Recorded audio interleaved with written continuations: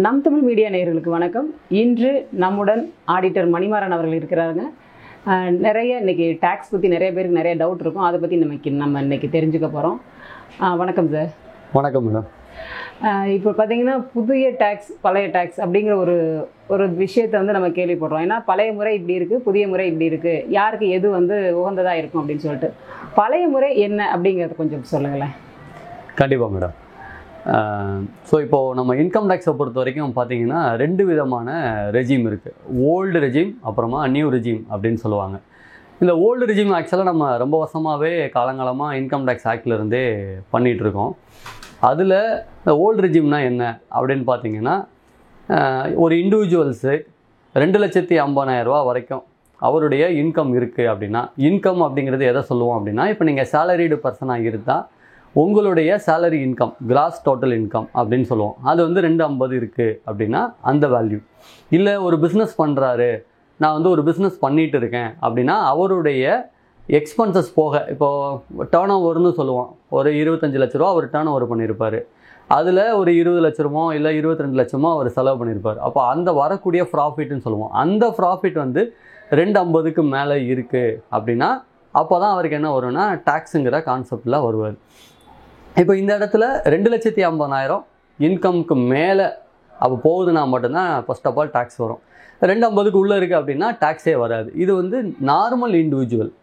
சரி, அப்போது வேறு யாருக்கு இன்னும் பெனிஃபிட் இருக்குது அப்படின்னு பார்த்தீங்கன்னா சிட்டிசன், அதாவது சீனியர் சிட்டிசன் சொல்லுவோம். இந்த சீனியர் சிட்டிசன்னா யார் அப்படின்னு பார்த்தீங்கன்னா 60 வயசுக்கு மேலே ஆனால் 80 வயசுக்கு உள்ளே இருக்கிறவங்க. அப்போ 60 வயசுக்கு மேலே இருக்கிறவங்க 80 வயசுக்கு உள்ளே இருக்கிறவங்களுக்கு வந்து 3 லட்ச ரூபா வரைக்கும் அவங்களுக்கு இன்கம் டேக்ஸ் கிடையாது. ஸோ அப்போ 3 lakhs வரைக்கும் அவங்க வந்து என்ன பண்ண வேண்டிய அவசியம் இல்லைன்னா டேக்ஸ் கட்ட வேண்டிய அவசியம் இல்லை. சூப்பர் சீனியர் சிட்டிசன் அப்படின்னு சொல்லுவாங்க.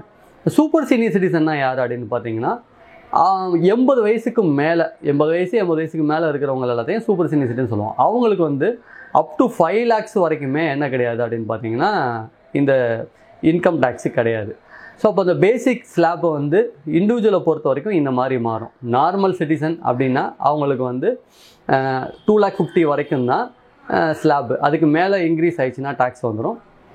சீனியர் சிட்டிசன்னா அப்படின்னா 3 lakhs வரைக்கும். சூப்பர் சீனியர் சிட்டிசன் அப்படிங்கிறப்போ 5 lakhs வரைக்குமே அவங்களுக்கு வந்து டேக்ஸ் வராது.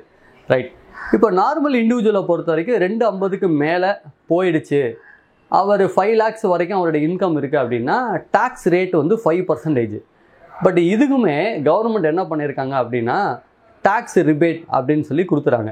செக்ஷன் 87A சொல்லுவோம். இந்த 87A டேக்ஸ் ரிபேட் கொடுத்துறாங்க. ஸோ உங்களுக்கு டேக்ஸே வராது. அப்போ அப் டு 5 lakhs வரைக்கும் நீங்கள் டேக்ஸ் கட்ட வேண்டிய அவசியம் இருக்காது. ஆனால் ரிட்டர்ன் ஃபைல் பண்ணணும். நீங்கள் ரிட்டர்ன் ஃபைல் பண்ணால் மட்டும்தான் அந்த பெனிஃபிட்டை நீங்கள் வந்து அடைய முடியும்.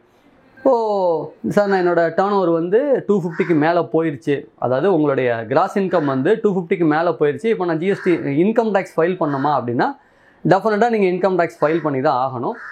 ஃபைல் பண்ணும்போது 87A அப்படிங்கிற ரிபேட்டை வந்து கிளைம் பண்ணி உங்களுக்கு ரிட்டர்ன் ஃபைல் பண்ணி கொடுப்பாங்க. இது ஆடிட்டர்ஸ் வந்து பண்ணி கொடுப்பாங்க.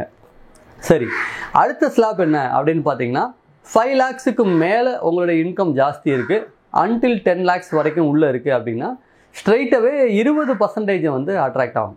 20% டேரெக்டாக அட்ராக்ட் ஆகும். அப்போ அப் டு 5 lakhs வரைக்கும் உங்களுக்கு வந்து நில் வந்துடும். பேலன்ஸு 5 lakhsக்கு மேலே ப்ளஸ் 10 lakhsக்குள்ளே இருக்குது அப்படின்னா 20% வந்து உங்களுக்கு டேக்ஸ் லைபிலிட்டி வரும்.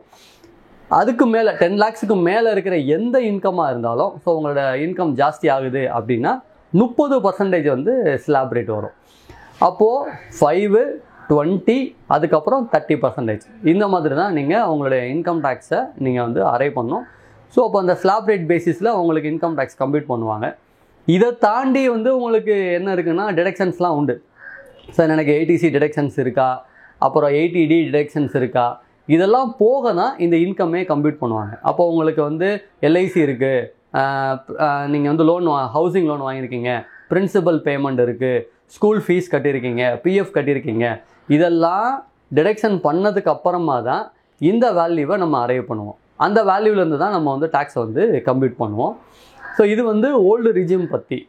5 lakhs வரைக்கும் நம்ம வந்து டேக்ஸ் பே பண்ண தேவையில்லை, நம்ம வந்து சரியான ஆவணங்களையும் சரியான கணக்குகளையும் சமர்ப்பித்தா அப்படின்னு நீங்கள் சொல்லியிருக்கீங்க. இப்போ புது ஸ்லாப் முறையில் பார்த்தீங்கன்னா நிறைய வந்து பெனிஃபிட் இருக்கிற மாதிரி தெரியுது. கிட்டத்தட்ட வந்து 3 lakhs வரைக்கும் நில் இருக்குது. 3 to 6 வரைக்கும் 5% தான். 6 to 9 வரைக்கும் 10%. 9 to 12 வரைக்கும் பார்த்தீங்கன்னா 15%. 12 to 15 வரைக்கும் 20%. above 15 தான் 30% வருது. ஆனால் நீங்கள் ஏற்கனவே சொன்ன ஸ்லாப்பில் வந்து 10 அப்படி வந்தாலே 30% வருது. இதை எப்படி புரிஞ்சுக்கிறது? இந்த புது ஸ்லாப்பை சொல்கிற விஷயம் என்னன்னு சொல்லுங்களேன். கண்டிப்பாக. இப்போ நீங்கள் நியூ ஸ்லாப் ரேட்டை பொறுத்த வரைக்கும் பார்த்தீங்கன்னா எல்லாருக்குமே அப் டு 3 lakhs வரைக்கும் என்ன கிடையாது அப்படின்னு பார்த்தீங்கன்னா இன்கம் டேக்ஸ் வந்து கிடையாது. So slab rate minimum 3 lakhs வரைக்கும் உங்களுக்கு வந்து இன்கம் டேக்ஸுக்கு கீழேயே வர மாட்டாங்க. அவங்க வந்து ரிட்டர்ன் ஃபைல் பண்ணலாம், பண்ணாமே இருக்கலாம். பட் 3 lakhsக்கு மேலே அவங்களுடைய கிராஸ் டோட்டல் இன்கம் எக்ஸீட் ஆகும்போது டெஃபினட்டாக அவங்க வந்து இன்கம் டேக்ஸ் ரிட்டர்ன் ஃபைல் பண்ணணும். அவர் வந்து டெஃபினட்டாக நியூ ரிஜியூமில் போனார் அப்படின்னா நியூ ரிஜியூமை செலக்ட் பண்ணி அவர் ஃபைல் பண்ணும். இங்கே நம்ம ரிபேட் உண்டா அப்படின்னு பார்த்தீங்கன்னா இப்போ ஓல்டு ரிஜியூமில் நம்ம என்ன சொன்னோன்னா 5 lakhs வரைக்கும் நம்ம வந்து ரிஜியூம் அதாவது ரிபேட் அப்படிங்கிறது கொடுக்குறாங்க. அதில் 5 lakhs வரைக்கும் நம்ம வந்து நம்ம ஃபைல் பண்ணால் கூட டேக்ஸ் கட்ட வேண்டிய அவசியம் இல்லை அப்படிங்கிறது நம்ம பார்த்தோம். அது ஓல்டு ரிஜியூமில். நியூ ரிஜியூமில் வந்து பார்த்தீங்கன்னா 7 lakhs வரைக்குமே என்ன கொடுக்குறாங்கன்னா ரிபேட் கொடுக்குறாங்க. இப்போ உங்களுடைய கிராஸ் டோட்டல் இன்கம் 7 lakhsக்குள்ளே தான் இருக்குது அப்படின்னா நீங்கள் தாராளமாக வந்து நியூ ரிஜியூமில் போகலாம். ஸோ 7 lakhsக்குள்ளே இருக்கும்போது நீங்கள் இன்கம் டேக்ஸே கட்ட வேண்டிய அவசியமே வராது. ஏன்னா நியூ ரிஜியூமை பொறுத்த வரைக்கும் ப்ராப்பராக 7 lakhs வரைக்கும் கொடுத்துட்டாங்க. ரைட். ஸோ இதில் நிறைய ஸ்லாப் இருக்குது. இப்போ ஸ்லாப் வந்து பார்த்தீங்கன்னா இப்போ நீங்கள் 3 to 3 வரைக்கும் இருக்காது, 3 to 6, 6 to 9, அப்புறம் 9 to 12 இந்த மாதிரி நிறைய இருக்கும். இது வந்து அஸ் யூஸ்வல் நம்ம நார்மல் ஸ்லாப் ரேட் மாதிரி தான். எப்படி நம்ம ஓல்டு ரிஜியூமில் கால்குலேட் பண்ணோமோ அதே போல் தான் இதுலேயும் நம்ம வந்து கால்குலேட் பண்ணுவோம். பட் ஓல்டு ரிஜியூமுக்கும் நியூ ரிஜியூமுக்கும் என்ன பெரிய டிஃப்ரெண்ட்டு அப்படின்னு பார்த்தீங்கன்னா ஓல்டு ரிஜியூமில் நம்ம வந்து டிடக்ஷன்ஸ் வந்து கிளைம் பண்ண முடியும். இப்போ ஃபார் எக்ஸாம்பிள் நீங்கள் இன்சூரன்ஸ் வந்து போட்டிருக்கீங்க, உங்களோட பிள்ளைங்களுக்கு ஸ்கூல் ஃபீஸ் கட்டுறீங்க, உங்களோட கம்பெனியில் பிஎஃப் டிடெக்ட் பண்ணுறாங்க, நீங்கள் பிபிஎஃப் போட்டிருக்கீங்க. அப்படிங்கிறப்போ 2 லட்ச ரூபா வரைக்கும் நம்ம என்ன பண்ணுவோம்னா டிடக்ஷன்ஸ்னு கிளைம் பண்ணுவோம் ஏடிசியில். இந்த ஏடிசி டிடக்ஷன்ஸு இங்கே உண்டா, நியூ ரிஜியூமில் நம்ம கிளைம் பண்ண முடியுமா அப்படின்னு பார்த்தீங்கன்னா முடியவே முடியாது. ஸோ அப்போது ஓல்டு ரிஜியூமில் மட்டும்தான் நீங்கள் என்ன பண்ண முடியும்னா இந்த இன்வெஸ்ட்மெண்ட்ஸ்க்கான டிடக்ஷன்ஸ் வந்து கிளைம் பண்ண முடியும், நியூ ரிஜியூமில் வராது. சரி, அப்போ 80D உண்டா? 80Dயும் வராது. எந்த டிடக்ஷன்ஸ் தான் வரும்? எந்த டிடக்ஷன்ஸுக்குமே இந்த நியூ ரிஜியூமில் அலௌடு இல்லை. ஓல்டு ரிஜியூமில் மட்டும்தான் டிடக்ஷன்ஸ் வந்து அலௌடு இருக்குது. அப்போ ஓல்டு ரிஜியூமில் நம்ம போனால் பெஸ்ட்டா அப்படின்னு பார்த்தீங்கன்னா நம்ம ஒர்க் அவுட் பண்ணணும். இப்போ நீங்கள் சப்போஸ் சார் நான் இது வரைக்கும் இன்வெஸ்ட்மெண்ட்டே இல்லை, நான் இப்போ தான் முதல்ல நான் என்ன பண்ணுறேன்னா சேலரியே வாங்குகிறேன், இப்போ தான் நான் முதல்ல கம்பெனியில் ஜாயின் பண்ணியிருக்கேன், என் பேரில் எல்ஐசியோ இல்லை என் பேரில் மெடிக்ளைமோ எதுவுமே இல்லை, இப்போது நான் வந்து ஓல்டு செலக்ட் பண்ணுமா நியூவை செலக்ட் பண்ணுமா அப்படின்னு கேட்டிங்கன்னா நான் ஸ்ட்ரைட்டாகவே சொல்லிடுவேன், நீங்கள் ஸ்ட்ரைட்டாக நியூ ரிஜியூம் போங்க, ஏன்னா ஓல்டு ரிஜியூமில் உங்களுக்கு வந்து பெனிஃபிட் இருக்காது அப்படின்னு சொல்லிடுவேன். என்ன காரணம்னா அவர்கிட்ட எந்த விதமான இன்வெஸ்ட்மெண்ட்ஸுமே இருக்காது. இப்போ தான் அவர் வந்து பிஸ்னஸ் ஏர்னிங்ஸே ஸ்டார்ட் பண்ணியிருப்பார், இல்லை ஆல்ரெடி ஒரு 15 years அவர் ஏர்ன் பண்ணிகிட்ருக்காரு. அவருக்கு ஆல்ரெடி என்ன இருக்கும் அப்படின்னு பார்த்தீங்கன்னா நிறைய இன்வெஸ்ட்மெண்ட்ஸ் இருக்கும், நிறையா அவங்களுக்கு குழந்தைங்களுக்கு ஸ்கூல் ஃபீஸ் இருக்கும், பிஎஃப்ஏ அவங்க கம்பெனியில் நிறையா பிடிச்சிட்டு இருப்பாங்க. அப்போ தாராளமாக அவருக்கு வந்து 1,50,000 2 லட்ச ரூபா வரைக்கும் இன்வெஸ்ட்மெண்ட்ஸ் வந்து இருக்கும். அதை நம்ம டிடக்ஷன்ஸை கிளைம் பண்ணலாம். இப்படி கிளைம் பண்ணும்போது நம்ம ஒர்க் அவுட் பண்ணணும். அவருக்கு 2 விதமான ஸ்கீம்லையுமே நம்ம வந்து கம்ப்யூட் பண்ணணும். ஓல்டு ரிஜியூமில் போனால் அவருக்கு எவ்வளோ டேக்ஸ் பெனிஃபிட் வருது, நியூ ரிஜியூமில் போனால் அவருக்கு எவ்வளோ டேக்ஸ் பெனிஃபிட் வருது, இதில் ஓல்டு ரிஜியூம் போகலாமா இல்லை நியூ ரிஜியூம் போகலாமாங்கிறத நம்ம ஒர்க் அவுட் பண்ணி அதுக்கப்புறமா தான் நம்ம வந்து அவருக்கு சஜஸ்ட் பண்ண முடியுமே தவிர ஸ்ட்ரைட்டாகவே சார் நீங்கள் நியூ ரிஜியூம் போங்க அப்படின்னு நம்ம சொல்ல முடியாது. காரணம் என்னென்னா இப்போ அவருடைய கிராஸ் டோட்டல் இன்கம் வந்து வெறும் 10 lakhs தான் இருக்குது அப்படின்னு வச்சுக்கோங்களேன். இந்த 10 lakhs பொறுத்த வரைக்கும் இங்கே வந்துடும் 20% ஸ்லாப்பில் வந்துடும், இங்கே ஆல்மோஸ்ட் 15 to 20%. பட் இங்கே அவர் என்ன பண்ணலான்னா 2 லட்ச ரூபா வரைக்கும் இன்கம் டேக்ஸ் சேவிங்ஸ் வந்து காட்ட முடியும். காமிச்சிட்டார்னா அப்படியே அவரோட இன்கம் வந்து ரெடியூஸ் ஆகிடும். அப்போ அவருக்கு வந்து எவ்வளோ டேக்ஸ் பெனிஃபிட் வருதுங்கிறது நம்ம ஐடென்டிஃபை பண்ணணும். ஸோ இந்த மாதிரியான சுச்சுவேஷனில் அவர் டெஃபினட்டாக ஓல்டு அண்ட் நியூ ஸ்கீமில் ஒர்க் அவுட் பண்ணிவிட்டு எது பெனிஃபிட்டோ அதை நம்ம சூஸ் பண்ணலாம். சில பேர் வந்து 15 lakhsக்கு மேலே அவங்களோட கிராஸ் டோட்டல் இன்கம் இருக்கும், நிறையவே இருக்கும். அப்போ அந்த மாதிரி ஆளுங்களுக்கு 30% ஸ்லாப்பில் ஆல்ரெடி அவங்க வர்றவங்களுக்கு வந்து நீங்கள் again old new work out பண்ணுறது நல்லது. ஏன்னா இப்போ நிறைய பேர் வந்து ஹவுஸ் ப்ராப்பர்ட்டி இன்கம் இருக்கும், ஹவுஸ் ப்ராப்பர்ட்டி இன்கமில் லாஸ் இருக்கும். இந்த லாஸை வந்து நியூ ரிஜியூமில் கிளைம் பண்ணலாமா அப்படின்னு அவங்க கேட்குறாங்க. அது ஹெட் ஆஃப் த இன்கம், அது டிஃப்ரெண்ட். நான் சொல்கிறது ஒன்லி டிடக்ஷன்ஸ் மட்டும்தான். ஹெட் ஆஃப் த இன்கம்ங்கிறது வேறு, சேலரி இன்கம்ங்கிறது தனி, ஹவுஸ் ப்ராப்பர்ட்டி இன்கம்ங்கிறது தனி. ஆனால் நான் சொல்கிற டிடக்ஷன்ஸ் வந்து சேலரி இன்கம்க்கு கீழே என்னென்ன டிடக்ஷன்ஸ் இருக்கோ அதை வந்து நம்ம கிளைம் பண்ணலாமா கிளைம் பண்ண முடியாதா அப்படிங்கிறதா. இப்போ ஹச்ஆர்ஏ இருக்குது, அதுக்கப்புறமா வந்து ஸ்டாண்டர்ட் டிடக்ஷன்ஸ் இருக்குது. இது நார்மல் டிடக்ஷன்ஸ் வந்து நம்ம கிளைம் பண்ண முடியும். பட் ஏடிசி இன்வெஸ்ட்மெண்ட்ஸுங்கிறது வந்து ஹோல் டிடக்ஷன்ஸுக்கு கீழே வரக்கூடிய அமௌண்ட்டு. அப்போ ஹோல் டிடக்ஷன்ஸ்னால் என்ன, என் மொத்தம் 5 ஹெட் ஆஃப் இன்கமுக்கும் நீங்கள் இந்த 2 லட்சம் கிளைம் பண்ண முடியும். அப்போது டோட்டல் ஹெட் ஆஃப் இன்கம் என்ன, இப்போ நீங்கள் வந்து ஷேர்ஸில் இன்வெஸ்ட் பண்ணியிருக்கீங்க, அது வந்து அதர் இன்கம்னு சொல்லுவோம். பிஸ்னஸ் நீங்கள் பண்ணுறீங்க, அப்போ அது பிஸ்னஸ் இன்கம்னு சொல்லுவோம். ரெண்டலுக்கு விட்டுருக்கீங்க, அது ஹவுஸ் ப்ராப்பர்ட்டி இன்கம் சொல்லுவோம். சேலரி பண்ணுறீங்கன்னா சேலரி இன்கம்னு இருக்கும். இந்த 5 ஹெட்டுமே என்ன ஆகும்னா மொத்த இன்கம் வர்ற கிராஸ் டோட்டல் இன்கம்க்கு தான் நீங்கள் வந்து டிடக்ஷன்ஸ் கிளைம் பண்ணுவீங்க. இந்த டிடக்ஷன்ஸ் தான் எதில் அலௌடு இல்லை அப்படின்னு பார்த்தீங்கன்னா நியூ ரிஜிமில் அலௌடு இல்லை. பட் ஓல்டு ரிஜிமில் டெஃபினட்டாக அலௌடு. ஸோ வரக்கூடிய நார்மல் டிடக்ஷன்ஸை நீங்கள் ஹச்ஆர்ஏ கிளைம் பண்ணக்கூடாதா, ஸ்டாண்டர்ட் டிடக்ஷன் கிளைம் பண்ணக்கூடாதா அப்படிங்கிற கொஸ்டின்ஸ் வந்து நியூ ரிஜிமை பொறுத்த வரைக்கும் அந்த கொஸ்டினுக்கு வேலையே இல்லை. அது நார்மல் டிடக்ஷன்ஸ் அஸ் யூஸ்வல். ஒரு சேலரி ஹெட்டுக்கு என்ன கிடைக்குமோ அது தாராளமாக கிடைக்கும். இங்கே ஏடிசி டிடக்ஷன்ஸ் மட்டும்தான் நியூ ரிஜிமில் வராதே தவிர ஓல்டு ரிஜிமில் அதை வந்து நம்ம கிளைம் பண்ணக்கூடிய பெனிஃபிட் இருக்குது. ஸோ இப்போ நீங்கள் ஒர்க் அவுட் பண்ணும்போது எதெல்லாம் நமக்கு வந்து இது சூட் ஆகுமாங்கிறது நீங்கள் ஒர்க் அவுட் பண்ணி தான் பார்க்க முடியும். பட் புதுசாக வர்றவங்க, இல்லை எனக்கு வெறும் 50,000 60,000 தான் எனக்கு கிளைமே இருக்குது, நான் இப்போ தான் ஸ்டார்ட் பண்ணியிருக்கேன் இன்வெஸ்ட்மெண்ட்ஸு அப்படிங்கிறவங்க வந்து ஸ்ட்ரைட்டாகவே நீங்கள் என்ன போகலாம் அப்படின்னா நியூ ஸ்கீம்ஸுக்கு போகலாம். இந்த பழசும் புதுசும் எப்போவுமே இருக்குமா, இல்லை இந்த வருஷத்துக்கு மட்டும்தானா? இல்லை, பழசும் புதுசும் யூஸ்வலாக இருக்கும். பட் இன்னும் கவர்மெண்ட் வந்து அதை ரிமூவ் பண்ணுறதுக்கான நோட்டிஃபிகேஷன் எதுவும் கொடுக்கல. பட் கூடிய விரைவில் இப்போ நீங்கள் பார்த்தீங்கன்னா இந்தியா வந்து யூஸ்வலாக இந்தியாவில் இருக்கிற மக்களோட கலாச்சாரமே எப்படி இருக்குன்னா சேவிங்ஸுங்கிற மோட்டிவோடு தான் அவங்களோட சம்பாத்தியமே இருக்கும். ஸோ அதனால தான் நமக்கு வந்து இந்த சேவிங்ஸ் பிளானை வந்து கொண்டு வந்தது. ஸோ நீங்கள் மற்ற கண்ட்ரிஸோட இந்தியாவில் பார்த்தீங்கன்னா அவங்களோட சேவிங்ஸ் எப்போயுமே கண்டிப்பாக நம்மளோட சேவிங்ஸை தான் ஜாஸ்தியாக இருக்கும். ஸோ அந்த பர்பஸ்க்காக தான் இந்த ஏடிசியில் நீங்கள் இதை பண்ணுங்கள் இந்த ஸ்கீம்ஸ்லாம் வந்து உங்களுக்கு அலௌடு அப்படிங்கிறது. ஆனால் இப்போது வரக்கூடிய யங்ஸ்டர்ஸில் வந்து அந்த கல்ச்சர் நிறையா மாறிட்டே வருது. ஸோ சேவிங்ஸை வந்து யாரும் பண்ணுறதில்ல அதிகமாக. ஸோ அப்போ அந்த சேவிங்ஸ் கல்ச்சரை வந்து திரும்ப போயிட்டு இருக்கிறதுனால தான் இந்த நியூ ஸ்கீம்ஸ் அப்படிங்கிறதுல ஈவன் கவர்மெண்ட்டும் வந்து புதுசாக கொண்டு வராங்க. ஸோ அப்போ யாரெல்லாம் சேவிங்ஸை வச்சுக்கிற விருப்பம் இல்லையோ அவங்க ஸ்ட்ரைட்டாகவே அந்த நியூ ஸ்கீம்ஸில் போகலாம். ஏன்னா இப்போ வரக்கூடிய பசங்களுக்கு வந்து டைரெக்டாக வருமானம் அவங்க கொண்டு வராங்க, அதுக்கேற்ற மாதிரி செலவு பண்ணுறாங்க. No savings plan. But savings பண்ணுறது நல்லதா அப்படின்னு பார்த்தீங்கன்னா டெஃபினட்டாக சேவிங்ஸ் பண்ணுறதா நல்லது. ஏன்னா நமக்கு எப்படி இருக்கும், எந்த மாதிரி சுச்சுவேஷன் இருக்கும் நமக்கு தெரியாது. அது பர்டிகுலராக 2 சேவிங்ஸ் வந்து ரொம்ப ரொம்ப முக்கியம். ஒன்று வந்து நம்மளுடைய லைஃப் சேவிங்ஸ். ஸோ நமக்கப்புறம் என்ன அப்படிங்கிறது நம்ம கொஸ்டின் மார்க்கு தான். ஸோ அப்போ அதுக்கு நீங்கள் டெஃபினட்டாக இன்சூரன்ஸ் பண்ணியே ஆகணும். ஏன் அப்படின்னா நிறைய பேர் சொல்லுவாங்க அந்த இன்சூரன்ஸில் சேவிங்ஸ் ஸ்கீம் நல்லதா இல்லை சேவிங்ஸ் ஸ்கீம் இல்லாமல் டேர்ம் இன்சூரன்ஸ் போடுறது நல்லதா அப்படின்னு பார்த்தீங்கன்னா என்னுடைய ஒப்பீனியன் படி நீங்கள் எந்த ஸ்கீம் போகிறீங்களோ போகலையோ டேர்ம் இன்சூரன்ஸ் கம்பல்சரியாக போட்டுக்கோங்க. ஏன்னா அதில் தான் உங்களுக்கு கிளைம் நிறையா கிடைக்கும்.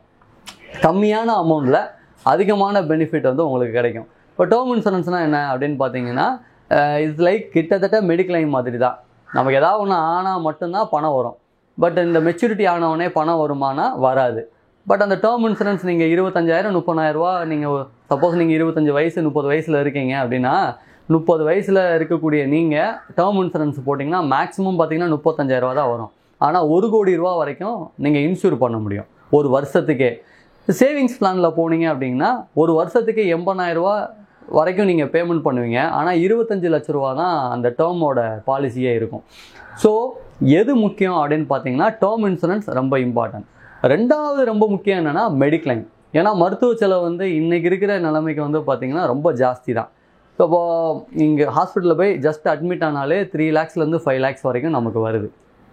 அப்போ மெடிக்ளைம் ஆல்சோ ரொம்ப இம்பார்ட்டன்ட். ஸோ ஏன்னா இது ரெண்டுமே நம்மளோட சேவிங்ஸை வந்து நம்மளுடைய ஏர்னிங்ஸை வந்து அப்படியே படுக்க வச்சிரும். ஸோ இந்த சேவிங்ஸை முதல்ல நம்ம வந்து வச்சுக்கிறது நல்லது. இப்போ மெடிக்ளைம் வந்து பார்த்தீங்கன்னா 80Dயில் நீங்கள் வந்து 25,000 வரைக்கும் கிளைம் பண்ணலாம். ஸோ இது வரைக்கும் உங்களுக்கு இல்லை அப்படின்னா அதையும் ஸ்டார்ட் பண்ணிடுங்க. இதை தாண்டி உங்களுக்கு சேவிங்ஸ் பண்ணணும் அப்படின்னு நீங்கள் பிளான் பண்ணிங்கன்னா இன்றைக்கி இப்போது நிறைய பேருக்கு அவேர்னஸ் இருக்கிறது வந்து பார்த்திங்கன்னா mutual funds. So mutual funds வந்து ஷார்ட் டேர்ம் இன்வெஸ்ட்மெண்ட்டாக பண்ணணும்னு நினைக்கிறவங்க தயவுசெய்து பண்ண வேண்டாம். ஸோ மியூச்சுவல் ஃபண்ட்ஸை பொறுத்த வரைக்கும் எப்பவுமே லாங் டேர்ம் இன்வெஸ்ட்மெண்ட். நீங்கள் மினிமம் 5 இயர்ஸ்லேருந்து 10 இயர்ஸ் வரைக்கும் நீங்கள் பண்ணிங்கன்னா அதனுடைய க்ரோத் கண்டிப்பாக இருக்கும்.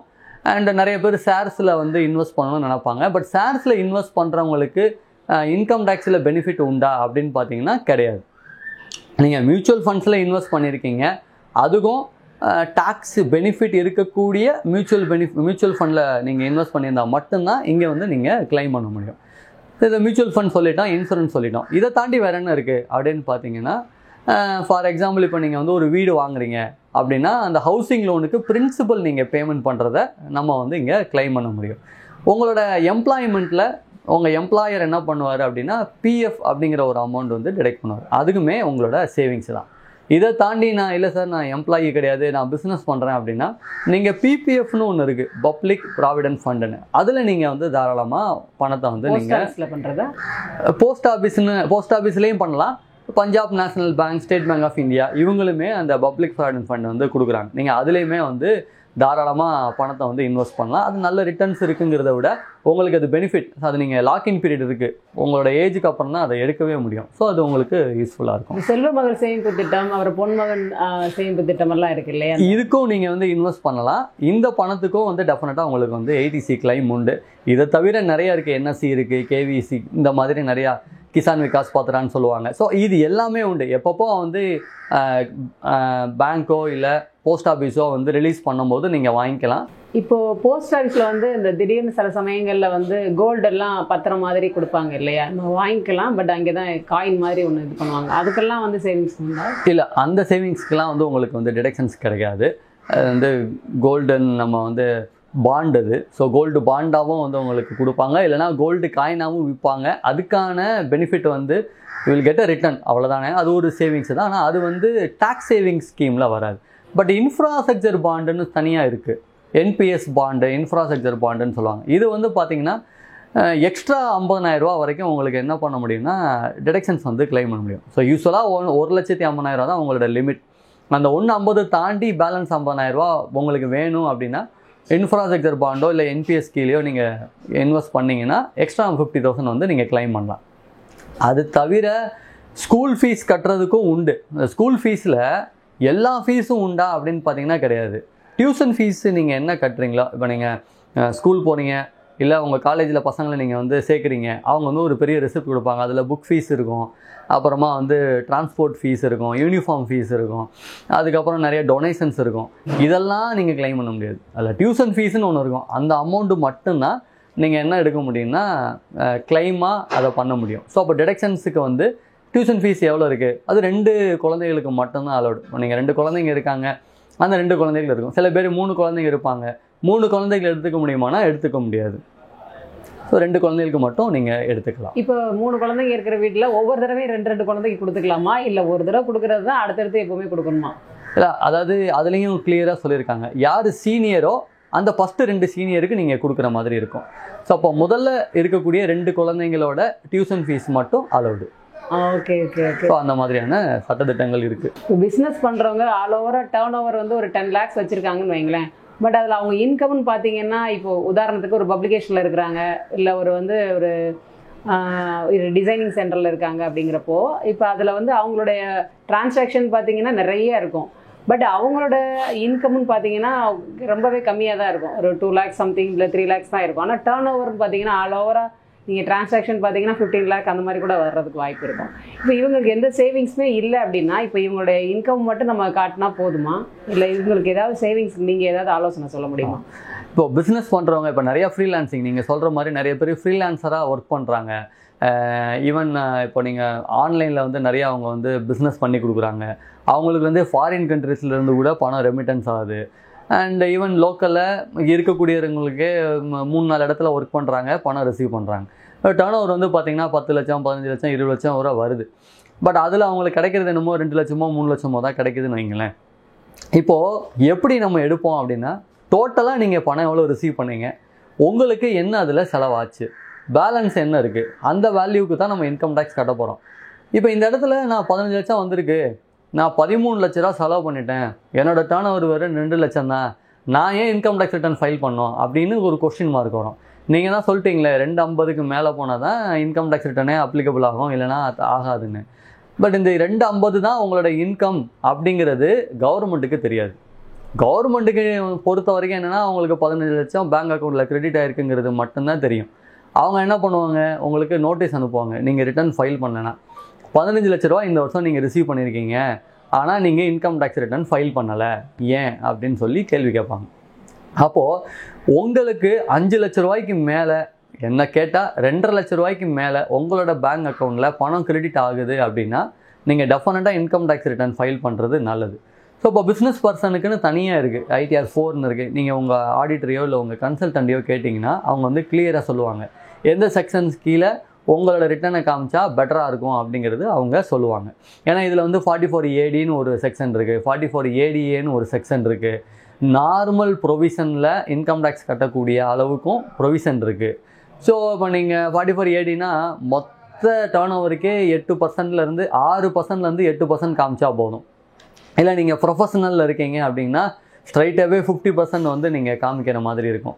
இது டிபெண்ட்ஸ் அப்பான் உங்களோட ப்ரொஃபஷனை பொறுத்து, உங்களோட பிஸ்னஸை பொறுத்து டெஃபினட்டாக மாறும். அப்போது இந்த மாதிரி சுச்சுவேஷனில் வந்து உங்களுக்கு பெருசாக சேவிங்ஸ் இருக்கணுமா அப்படின்னா என்ன கேட்டால் எந்த பிஸ்னஸ் பர்சனாக இருந்தாலும் சரி, எந்த எம்ப்ளாயியாக இருந்தாலும் நீங்கள் டேர்ம் இன்சூரன்ஸும் மெடிக்ளைமும் வச்சுக்கிறது எப்போயுமே நல்லது. ஸோ இப்போ சப்போஸ் நீங்கள் எம்ப்ளாய்மெண்ட்டில் இருக்கீங்க அப்படின்னா அவங்க வந்து மெடிக்ளைம் கொடுத்துருப்பாங்க. ஸோ அப்போ பிரச்சனை இல்லை. ஆனால் நீங்கள் டேர்ம் இன்சூரன்ஸு எடுத்துக்கிறது நல்லது.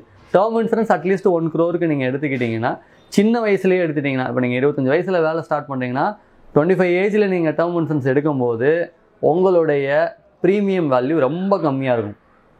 30 வயசு தாண்டிட்டிங்கன்னா உங்கள் ப்ரீமியம் வேல்யூ ரொம்ப ஜாஸ்தியாக இருக்கும். இப்போ ஒன்ஸ் நீங்கள் இப்போவே ஸ்டார்ட் பண்ணிட்டீங்கன்னா அந்த வேல்யூ தான் நீங்கள் கடைசி வரைக்கும் கன்டினியூ பண்ணுவீங்க. அந்த ப்ரீமியம் வேல்யூ வந்து சேஞ்சஸே ஆகாது.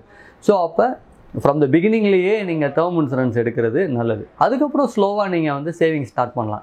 சேவிங்ஸ் வந்து இப்போலாம் மியூச்சுவல் ஃபண்ட் வந்து 500 ரூபாய்க்கு கூட சேவிங்ஸ் வந்து இருக்குது. எஸ்ஐபி மாதிரி பண்ணிக்கலாம். ஆமாம், எஸ்ஐபி. ஸோ மாதம் 500 ரூபாய்க்கு நீங்கள் எஸ்ஐபியில் போட்டிங்கன்னா கூட அது அப்படியே ஸ்லோவாக வந்து இன்க்ரீஸ் ஆகிட்டே வரும். ஸோ அதனால் சேவிங்ஸுங்கிறது வந்து நம்மளோட பண்பாடு, அதை திரும்ப நம்மலாம் ஸ்டார்ட் பண்ணணும். அதுக்கெல்லாம் நீங்கள் வந்து கண்டிப்பாக அதுக்காக தயார் நிலையில் இருக்கணுங்கிறது என்னுடைய கருத்து. இப்போ கோல்டு அப்புறம் நிலத்தில் வந்து முதலீடு பண்ணுறது இதெல்லாம் வந்து ஏதாவது பெனிஃபிட் கிடைக்குமா? கோல்டு நிலத்தில் முதலீடு பண்ணுறது வந்து உங்களோட ரிட்டர்ன்ஸ் அதிகமாகுமே தவிர இன்கம் டேக்ஸை பொறுத்த வரைக்கும் உங்களுக்கு பெருசாக அதிலிருந்து எக்ஸம்ஷன் கிளைம் பண்ண முடியாது. நீங்கள் லேண்டு வாங்கியிருக்கலாம், அந்த லேண்டில் இருந்து மேபி ஒரு 10 வருஷமோ 20 வருஷம் கழித்து நீங்கள் விற்கும்போது அதுக்கு கிடைக்கக்கூடிய கெயினுக்கு நீங்கள் டேக்ஸ் கட்டுற மாதிரி இருக்குமே தவிர அதில் வந்து எக்ஸம்ஷன் எதுவும் வராது. நீங்கள் டிடக்ஷன்ஸ் எதுவும் கிளைம் பண்ண முடியாது. தமிழ் மீடியா சேனலை சப்ஸ்கிரைப் பண்ணுங்கள்.